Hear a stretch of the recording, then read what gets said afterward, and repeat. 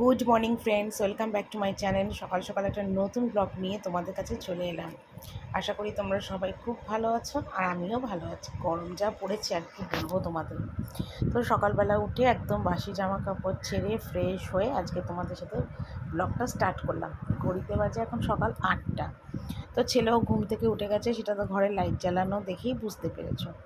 তো এসে মুখ টুক ধুলাম, দাঁত মাজলাম, সব কিছু করলাম। তো আজকে না মুখটা ভীষণ টানছিল বলতে কি, শীতের জন্য তো আর নয়, মানে আমি ভাবলাম কি মুখে একটু কিছু লাগাই।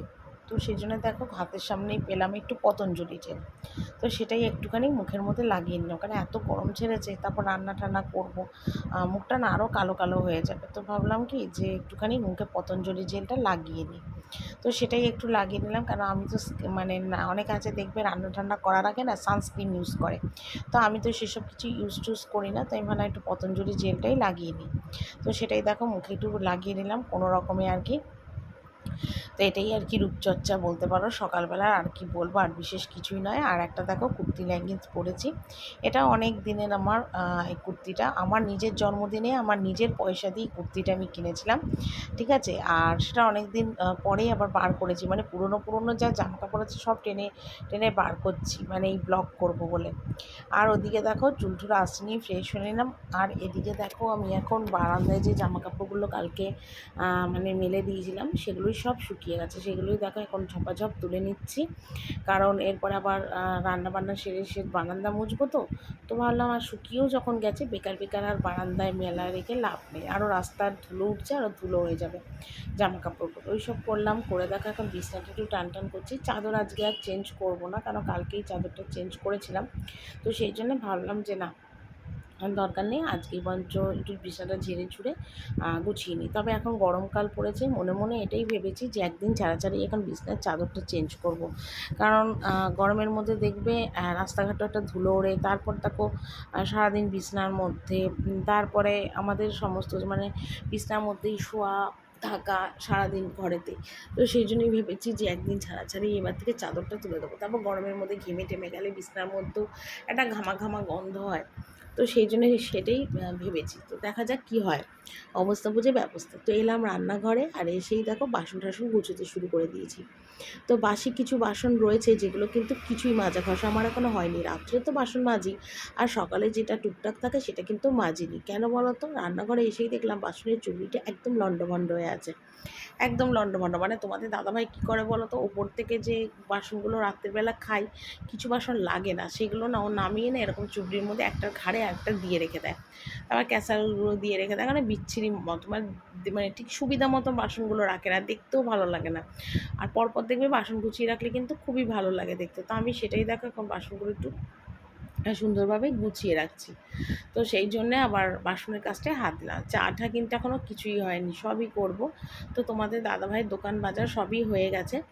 তো আমি ভাবলাম কি যে রান্নাঘরটা একটু পরিষ্কার করে নিই, তো সেই কারণে। আর এইদিকে দেখো চৌকিটা মুছি, সামনেরটা তো প্রতিদিনই মুছি, কিন্তু কি বলো তো, প্রতিদিন সামনেটা মুছি, কিন্তু মানে একদম মানে নিখুঁতভাবে তো সব সরিয়ে মুছি না। আর এই যে হঠাৎ চোখে পড়লো যে জানলার সাইড দিয়ে না একটু ঝুল হয়েছে, মানে হালকা, যেহেতু চৈত্র মাস, ঘর তো ঝাড়তে পারবো না, তো সেই সবের দরকার নেই। তো সামনে দিয়ে যেটুকুনি ঝুল হয়েছে সেটাই, একটু ধুলো ধুলো হয়েছে সেটাই একটুখানি পরিষ্কার করে নিলাম ঝাঁটাটা দিয়ে। তো দিয়ে এবার চৌকিটা ভালো করে মুছবো। আর এই যে আমার যে দুটো বালতি দেখছো, এটার মধ্যে একটা আটা থাকে, একটার মধ্যে ময়দা থাকে।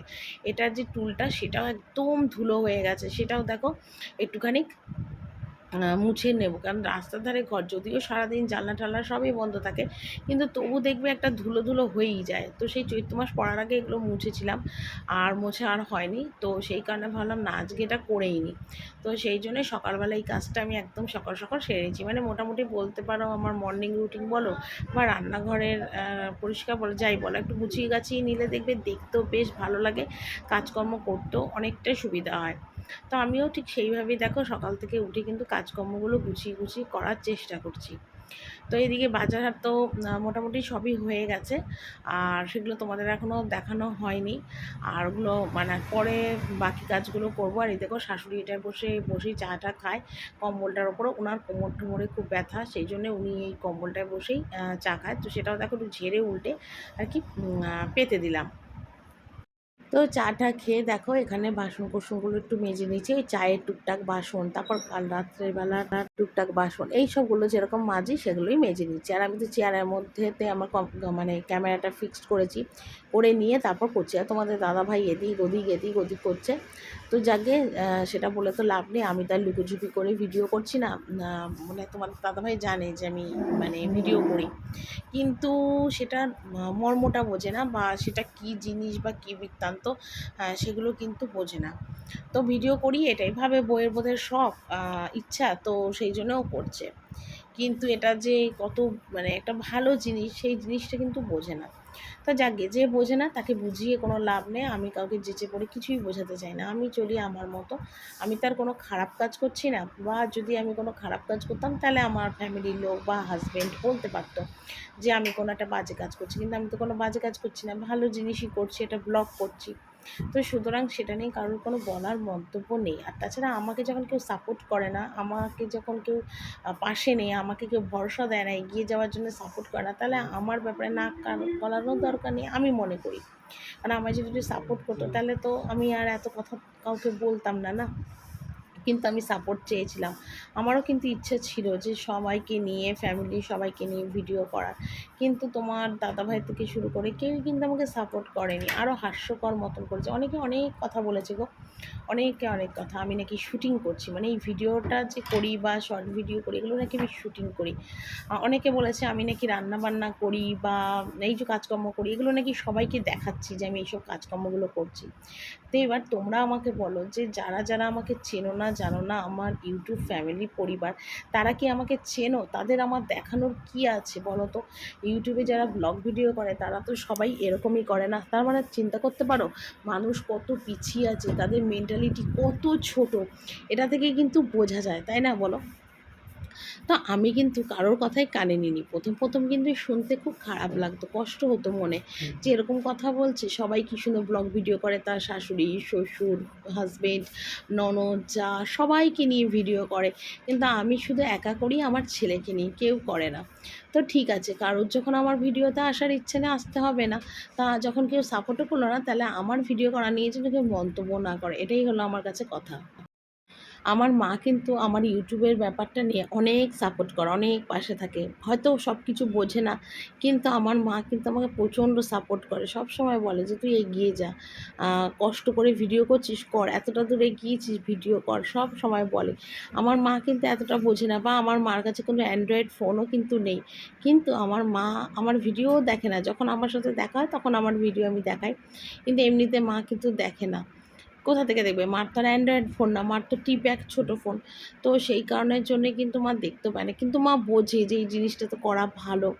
তো মা সেই জন্যে না কোনো কিছু বলে না। কিন্তু মা আমাকে অনেক সাপোর্ট করে গো, অনেক সাপোর্ট করে।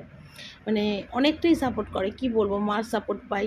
এটাই আমার কাছে অনেক। কারোর সাপোর্টের আমার দরকার নেই। আমার মা যে আমাকে সাপোর্ট করে, এটাই আমার কাছে অনেক। তো যাকগে, তোমাদের অনেকগুলো কথা বললাম, আর এই কত ভাতও হয়ে গেছে। তো ভাত হয়ে গেছে, তো ভাবলাম টেবিলটা একটু মুছে নিই। টেবিলটা মুছে নিয়ে আর এদিকে দেখো মিক্সির মধ্যে ডাল বাটছি, মটর ডাল। কারণ কি বলো তো? মটর ডালের বড়া করার একদম কথা ছিল না। কিন্তু হঠাৎ করে না এখন একটু মটর ডালের বড়াটা কিন্তু করছি। করতাম না, কিন্তু হঠাৎ মটর ডালের বড়াটা করছি। তো সেটাই আর কি করে নিচ্ছি মটর ডালের বড়াটা। আর ভাগ্নির কথা ভেবেই কিন্তু মটর ডালের বড়াটা করছি, নয় কিন্তু মটর ডালের বড়াটা না করতাম না। কিন্তু মানে ও যেহেতু ভালোবাসে তাই করলাম। তো এদিকে দেখো ভেন্ডি ভাজছি, সকালবেলা ছেলে ভেন্ডি ভাজা দিয়ে ভাত খাবে, আর ননদ আর ছেলে ভেন্ডি ভাজা করছি। তো এটা কেটে নিলাম তাড়াতাড়ি করে, যাতে তাড়াতাড়ি করে আর কি বসিয়ে দিতে পারি, বেলাও তো হচ্ছে, আর দেখো যত বেলা হবে তত গরমও পড়বে। আর ওদিকে কেটে নিয়েছি দেখো একটুখানি পালং শাক। পালং শাক কেটে নিয়েছি, এটা গরম জলে একটু সিদ্ধ করে নেবো নুন দিয়ে, তারপর পালং শাকটা করবো। কারণ পালং শাকটা না একটু পচে গেছিলো, অনেক কিছু বাদ টাদ দিয়ে ফেলে টেলে নিয়ে তারপর কিন্তু পালং শাকটা করবো আর কি। আর এইদিকে ভেন্ডি ভাজাটা হয়ে গেলে ছেলেকে একটু দিয়ে দেবো, আর ওদিকে তো ভাত হয়েই গেছে। এখানে দেখো টমেটো কেটেছি, টমেটো চাটনি হবে, উচ্ছে ভাজা হবে। এখানে মিক্সিতে দেখো ডালটা বেটে নিলাম, মিক্সিতে মটর ডালের বড়া হবে। আর এখানে দেখো পাঁচ তরকারিটা বসিয়ে দিয়েছি। তো পাঁচ তরকারিটা এখানে তোমার শিম, বেগুন, কুমড়ো, আলু, ফুলকপি, মিষ্টি আলু সব দিয়ে তরকারিটা করব। বড়ি ভেজে নিয়েছি, নামানোর আগে বড়িটা দেবো। ঠিক আছে, এই আজকে আমার রান্না। তো পরে একবার করে নিই, করে ধরে নিয়ে তারপর তোমাদের কিন্তু দেখাবো। ঠিক আছে, আর ভেন্ডি ভাজাটা তো আগেই হয়ে গেছে, ভেন্ডি ভাজা দিয়েই ছেলেকে খেতে দিয়ে দেবো।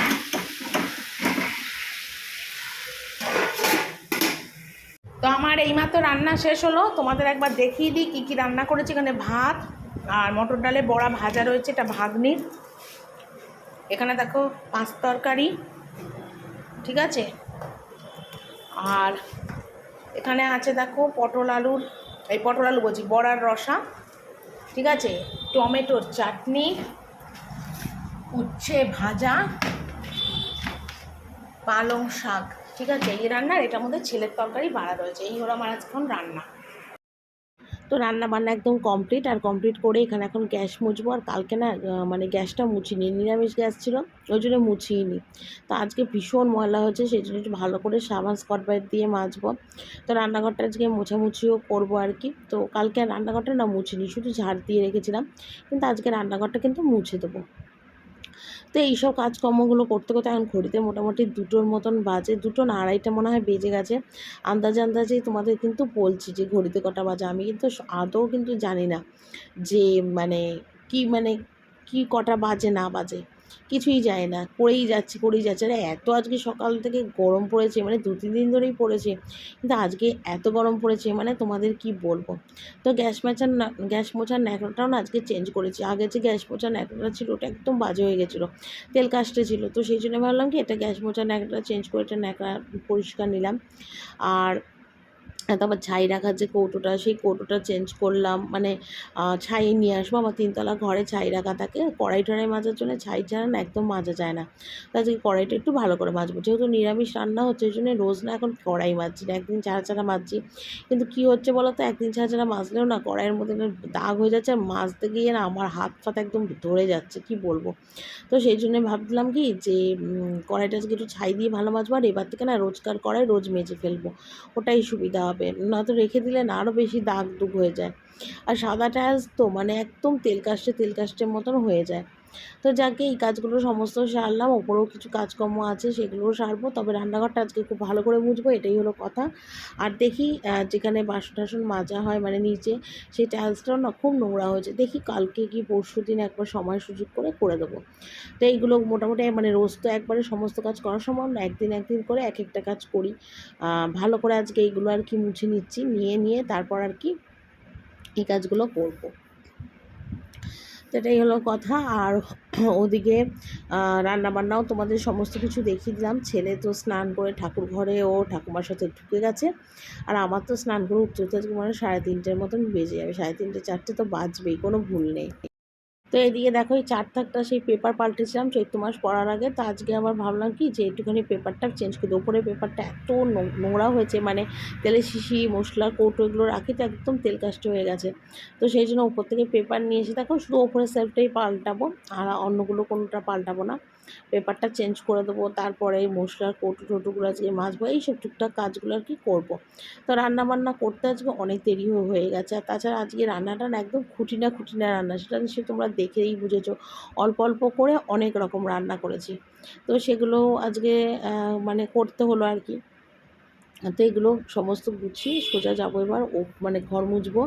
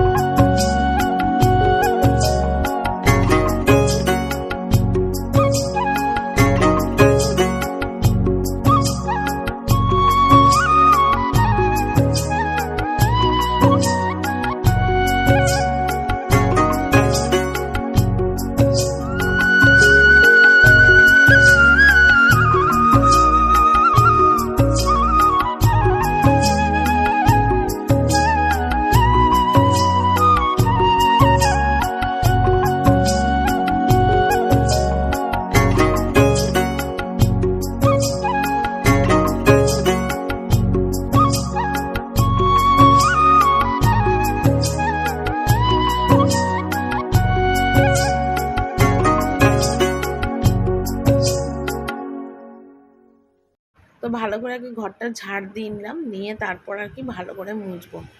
তো এইসব কাজ। আর আজকে না মা দুপুরবেলায় ফোন করেছিল, ফোন করাতে কী হয়েছে বলতো, মাকে বললাম মা আমি তো ভিডিও করছি, পরে তোমার সাথে ফ্রি হয়ে কথা বল। একদম না এখন মার সাথে দুপুরবেলা না কথা বলতে পারি না গো, একদম। মানে 2 মিনিট কথা বলে শুধু জিজ্ঞেস করে নিই যে মা ঠিক আছো কিনা, বা খাবার দাবার খেয়েছো কিনা, এইটুকুনি শুধু জিজ্ঞেস করে নিই, বাকি তো আর কিছুই জিজ্ঞেস করার টাইমই হয় না আমার। তো মা সেটা বোঝে, আর মা বলেই বোঝে, মা ছাড়া অন্য কাউকে বললে তো আর মা বুঝতো না।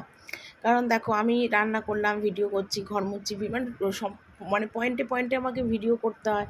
তো সেই কারণের জন্য একদম মার সাথে না কথা বলে উঠতে পারি না, খুব সমস্যা হয় গো, খুব সমস্যা হয়। কিন্তু কি করব, কিছু করার নেই। তো মা সেটা বোঝে, এটা মা বলেই হয়তো বোঝে, আদার্স লোক হলে কিন্তু সেটা একদমই বুঝতো না। এটা কিন্তু ঠিক কথা, মা বলেই বোঝে, আদার্স লোক হলে একদমই বুঝতো না। তো যাকে আমাকে তো আমার কাজ করতে হবে, এগিয়ে যেতে হবে, এটাই হলো কথা। তো এদিকে দেখো ঘর কিন্তু খুব ভালো করে মুছি, A to Z একদম ভালোভাবে ঘরগুলো মুছে নিচ্ছি, যাতে মানে এতটাই নোংরা ধুলো হয়েছে, কারণ 2 দিন মোছা হয়নি। তো সেই জন্যে কিন্তু এতটা নোংরা হয়েছে, নয় কিন্তু এতটা নোংরা কিন্তু আমার হতো না। কিন্তু কি করব বলো, কিছু তো করার নেই। একার ওপর যেহেতু মানে কখন কোন কাজ করব কি করব না সেটা একদম মানে সবসময় বুঝেই আমাকে করতে হয়, না তো একদম করে উঠতে পারি না, মানে এই হলো ব্যাপার। আর এদিকে দেখো ঘরটা সব মুছে নিয়ে তারপর কিন্তু যাব ওপরে, ওপরে গিয়ে শুধু ঘরগুলো মুছবো, তাহলেই কিন্তু আমার কাজকর্মটা কমপ্লিট হয়ে যায়। আর আজকে ঘরটা ভীষণ নোংরা ছিল, যার জন্য ঘরটাকে ভালো করে ঝাড় দিয়ে নিয়েছিলাম, ঝাড় দিয়ে নিয়ে তারপর কিন্তু আর কি করেছি। তো চলো ঘরটাগুলো মুছে নিই, নিয়ে তারপর ওপরে যাব, ওপরে গিয়ে বাকি কাজগুলো আর কি সারবো। তারপরে চানে যেতে যেতে অনেকটাই দেরি হবে, চানে যেতেও অনেকটা দেরি আছে। আর লাল মেঝে তো ভীষণ নোংরা আর ধুলো হয় গো, মানে এত ধুলো নোংরা হয় কি বলবো তোমাদের। তো এবার উপরে এলাম, এসে এবার ঘরটারগুলো মুছছি, ঘরটার মুছলে আমার একদম কমপ্লিট কাজ। আর জামা কাপড় আজকে কিছু কাচবো না, টুকটাক ওই ছেলের গামছা বা আমি যে জামা প্যান্ট এখন পরে আছি, লেগিংস কুর্তি, এগুলো আর কি টুকটাকগুলো কাচবো। আর বাকি তো সমস্ত কাঁচা ধোয়াই আছে, ছাদে জামা কাপড় মেলা আছে কিছু, তো সেগুলো তুলবো। তবে এখন কিছুই তুলবো না, কারণ প্রচণ্ড রোদ, প্রচণ্ড রোদ, মানে ছাদে যাওয়াই যাবে না, এত রোদ।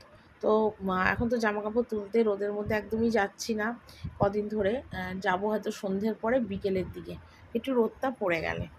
তো আমি এখন একটুখানি ঘরগুলো মোছার জন্য আজকে সমস্ত ঘরে একটু ফিনাইল ছিটিয়েছি, ফিনাইল ছিটিয়ে নিয়ে ঘর মুছছি।